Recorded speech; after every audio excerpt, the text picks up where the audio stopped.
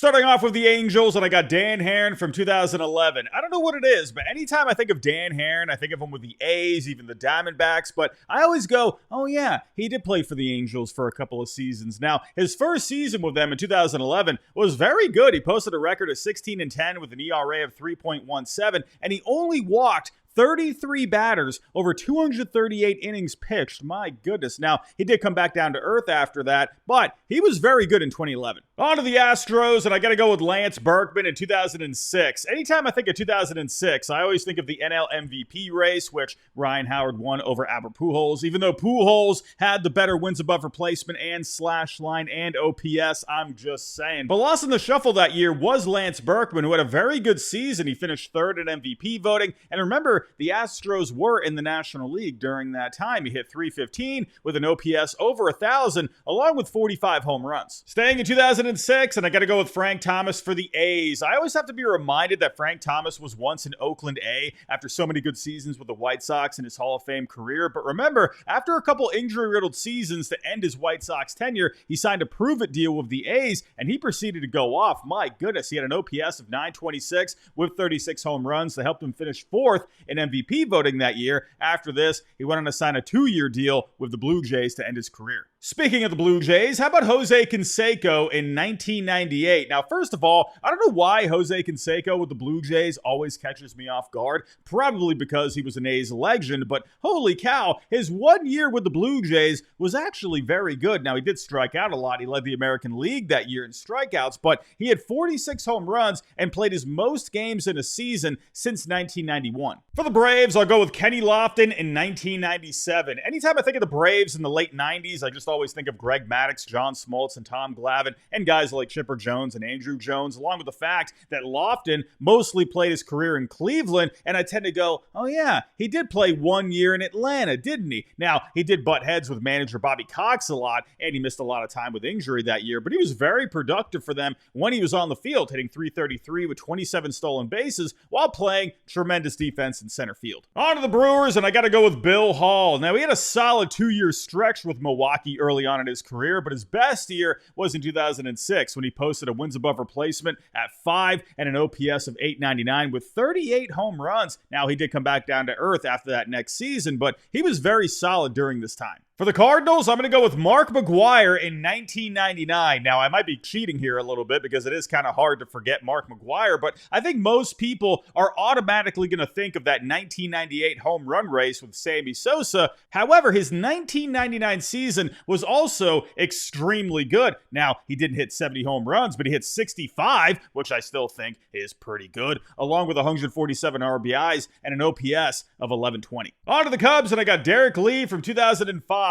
To this day, the MVP voting from 2005 still bugs me a smidge. Now, during this time, making the postseason was a big deal when it came to MVP voting, and it still is to an extent. Now, no disrespect to Albert Pujols that year, because he definitely had a great season, definitely had an argument to win the award. He did have the slightly better wins above replacement that year and great all-around numbers, but Lee, he had the better OPS and he had more home runs with 46. Now, nonetheless, it was a great season for Derrek Lee, but unfortunately ended up being overshadowed. For the Diamondbacks, let's go to 2001 with Luis Gonzalez. Now, the D-backs' biggest story that year was winning the World Series over the favored Yankees, along with Barry Bonds hitting a record 73 home runs. Now, lost in the shuffle, I think, was Luis Gonzalez's great season, which was also overshadowed, I think, by great seasons from Randy Johnson and Curt Schilling, along with their amazing postseasons. Now, Gonzalez was a monster in 2001, hit .325 with an OPS over 1,100 and 57 home runs. In fact, I actually think most people will remember Luis Gonzalez and his walk-off blooper against Mariano Rivera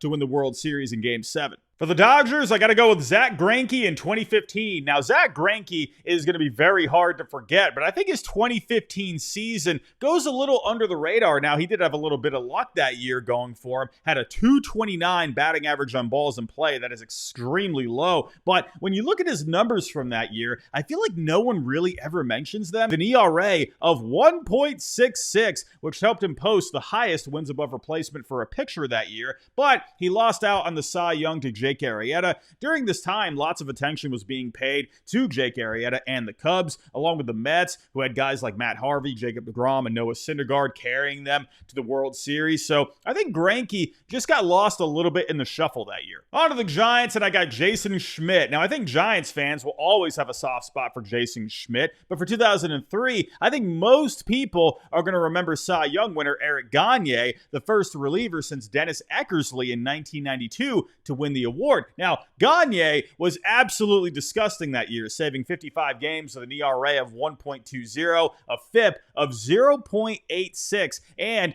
15 strikeouts per 9. Now, as for Schmidt, he was very good that year. He went 17-5 with an ERA of 2.34 and a 6.6 Fangraph wins above replacement overall, the best season of his career. For the Guardians and the Indians at the time, I got Ubaldo Jimenez in 2013. Now, Jimenez with the Rockies is always going to be burned into my brain, so it's always going to be weird for me to see him in another jersey, but he was traded to Cleveland back in 2011, and after a bumpy season in 2012, he was very good for them in 2013, posting an ERA of 3.30 over 32 starts. On to the Mariners, and I got Kenji Johjima in 2006. I still remember there was a bit of hype for Johjima in free agency that year because of all the success he had in Japan, and he ended up signing with the Mariners that offseason. Now, he had a very good first season in Seattle as their everyday catcher, hitting .291 with a 783 OPS, while also being one of the best defensive catchers in the game that year. For the Marlins, I got Cliff Floyd in 2001. After winning the World Series in 1997, the Marlins had their first of many fire sales and didn't do anything of relevance until their next championship in 2003. However, in 2001, Cliff Floyd put up a great offensive season, one of the best in their team's history, hitting .317 with a 968 OPS, 31 home runs, and 18 stolen bases. For the Mets, I got John Olerud in 1998. I feel like anytime I talk about underrated or forgotten players, Olerud always comes up because he's not really a name that jumps off the page, wasn't a superstar by any means, but he was so freaking good. Now, in the late 90s, early 2000s with the Mets, I think most people will think of guys like Mike Piazza, Al Leiter, but in 98, Olerud was their best player, hitting .354 with a 998 OPS and 22 home runs. Howdy, fellas. Just want to take a quick break here and shout out today's sponsor, Factor. Now's the time to eat stress-free with Factor's delicious, ready-to-eat meals. Every fresh, never frozen meal is chef-crafted, dietitian-approved, and ready to eat in just a few minutes. You can choose from a weekly menu of 35 options, including Calorie Smart, Keto, Protein Plus, or Vegan and Veggie. Right now, my go-to meal is the turkey and gravy because this one is absolutely freaking delicious at only 480 calories and 36 grams of protein. Also, they have more than 60 add-ons every week, like breakfast, on-the-go lunch, snacks, and beverages to help you stay fueled and feel good all day long. Like I've said many times when talking about Factor on this channel, it really is a game changer for me. I do love to cook and meal prep as much as possible, but because I got a lot going on with this channel, monster territory, and trying to just be sane, having a personal life,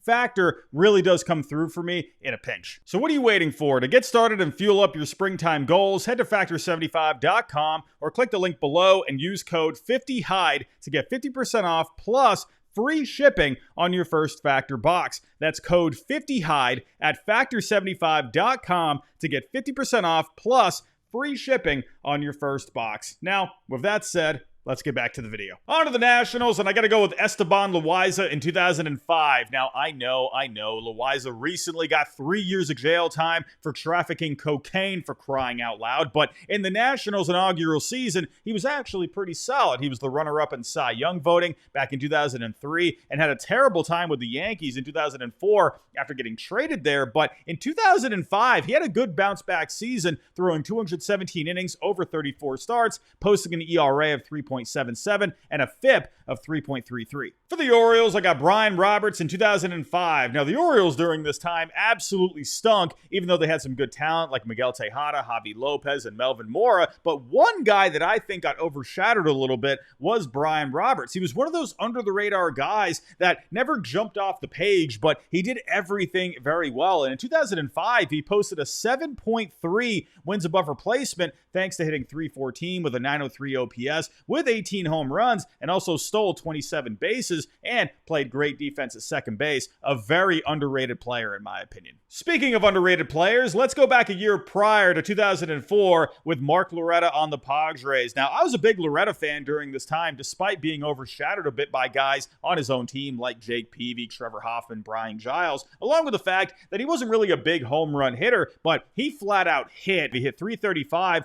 collecting 207 hits with an OPS of .886, and also had 47 doubles that year. For the Phillies, I got Curt Schilling in 1997. I think most people are going to remember his years with the Red Sox and the Diamondbacks, and of course, debate a lot of the things that he said off the field, but I think he was very good for the Phillies in the late 90s, especially in 1997. That sticks out to me the most, considering he went 17-11 with an ERA of 2.97 and 319 strikeouts over 254 innings. Now, it really is a shame those Phillies teams just stunk during that time. In 2004, the Pirates absolutely stunk, but Oliver Perez was very good that year for them. Had an ERA of 2.98 with 11 strikeouts per nine over 30 starts. This ended up being the best season of his career. He ran into a lot of injuries later on, a lot of ineffectiveness, but this season he was very good, and what do you know? The Pirates wasted it. Another team around this time trying to find their way were the Texas Rangers, and Mark Teixeira was great for them in 2005. I think most people today are going to think of his time with the Yankees, along with getting traded twice to the Braves and the Angels, but he was very good for the Rangers, especially in 2005. He hit .301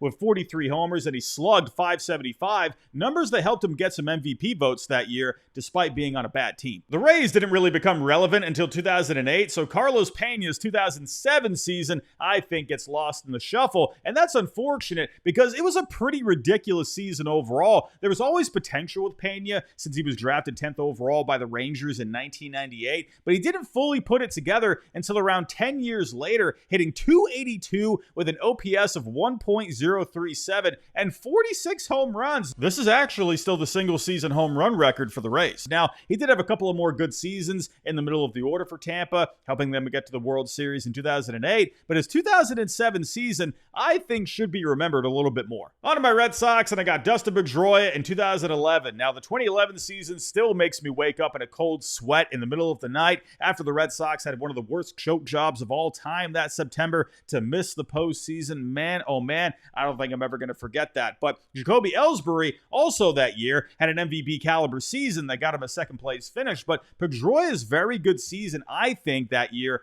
goes under the radar. In fact, even though he won the MVP back in 2008, this was actually his best season overall when it came to wins above replacement. He hit .301 with an OPS of .861, along with 21 home runs and a career-high 26 stolen bases. A very good year that year, and on top of that, he finished top 10 in defense regardless of position. Here's another team that stunk in the 2000s, the Reds, and I'll go with Aaron Haren in 2006. Haren was one of those workhorse kind of pitchers that was always flying under the radar, but very solid along the way. The best season of his career was in 2006. He was very good that year, had an ERA of 3.76, and he struck out 216 batters over 234 innings pitched. Let's go back to the mid-90s with Ellis Burks on the Rockies in 1996. And honestly, I think Ellis Burks is one of the most underrated players of all time, but unfortunately, he ran into a lot of injuries in his career, but his 96 season was very special. He finished with a 7.2 Fangraph wins above replacement overall, hitting .344 with an OPS of 1.047, 40 home runs, 45 doubles, and 32 stolen bases. Those are extremely good numbers. That was good enough for a third place finish in the National League MVP voting that year. On to the Royals, and I got Carlos Beltran in 2003. I think most people think of Beltran with the Mets or even the Astros, but his time with the Royals at the beginning of his career was very good. He hit .307 with a .911 OPS, along with 26 home runs and 41 stolen bases in 2003. It really is unfortunate the Royals were so bad during that time. On to the Tigers, and I got Curtis Granderson in 2007. Now, the Tigers were fresh off a World Series appearance the year prior, but ended up missing the postseason in 2007, despite having guys like Magglio Ordonez, Placido Polanco, Ivan Rodriguez, Justin Verlander leading the pitching staff. But the best season on that team belonged to Curtis Granderson. He hit .302 with a .913 OPS, along with 23 home runs, 26 stolen bases, and a major league leading 23 triples, which is tied for 5th all-time since 1900 in a single season. For the Twins, I'll go with Corey Koski in 2001. Here's another guy that I think was very underrated. He was never a star player, and he only played 9 seasons because of injuries and a concussion that ended his career, but he was just always very solid, especially in 2001 on a Twins team that ended up missing the postseason. He hit .276 with an OPS of .850, along with 26 home runs and 27 stolen bases. He was very close to a 30-30 season that year, and he also played great defense at second base. It really is unfortunate that his career ended early at only 33 years old. For the White Sox, I got Dustin Hermanson in 2005. The White Sox won it all in 2005, and the guy that closed out the World Series was Bobby Jenks. However, Jenks was not the full-time closer that year. Hermanson was, and he saved 34 games that year with an ERA of 2.04. Unfortunately, though, he got a back injury in September of that year down the stretch, and Jenks ended up taking over as the closer and didn't look back. But Hermanson was very good that year for the White Sox. And last but not least, for the Yankees, I got to go with Alfonso Soriano in 2003. I think for most people that year, they're going to think of Aaron Boone's walk-off homer in the ALCS against the Red Sox that sent them to the World Series. And of course, they had Yankee legends like Jeter, Rivera, Bernie, Posada, Pettit, and stars like Clemens, Mussina, Giambi. That team was just absolutely stacked. But Alfonso Soriano, I think at least, kind of went under the radar. He hit .290 with an .863 OPS, while also hitting 38 home runs and stealing 35 bases, very close to a 40-40 season, which he eventually got in 2006. He even set the single-season leadoff home run record that year with 13, and it was only recently just broken by Kyle Schwarber last season. But everybody, that's my list. Tell me what you think down below in the comments. Tell me about some more forgotten seasons that you remember. I would love to read those down below in the comments. But everybody, if you can on the way out, hit that like button for me. Subscribe if you're new. We're very close to 50,000 subscribers. But everybody, that's all I got for now. I'll talk to you next time.